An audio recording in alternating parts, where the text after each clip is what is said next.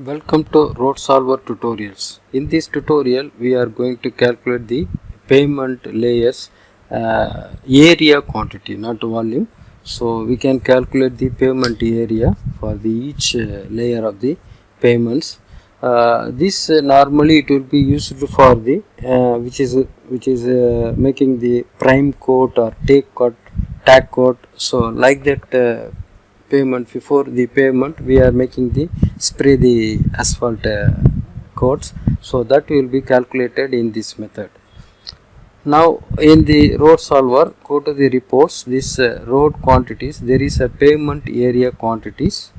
You can choose that one. You can typical type, it is a pavement volume.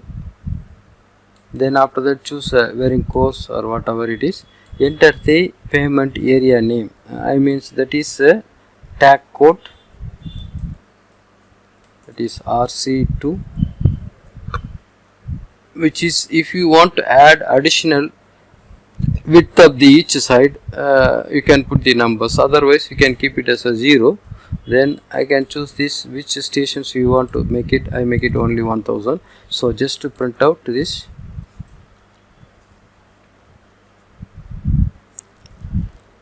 the area will be calculated. It will be take out the minimum length and the maximum length. So additional length it is 0. So they will make the total, and from that total take average and multiply by length. This is a method which is calculating. Now this total area of this bituminous wearing course bottom, that is 4213.125.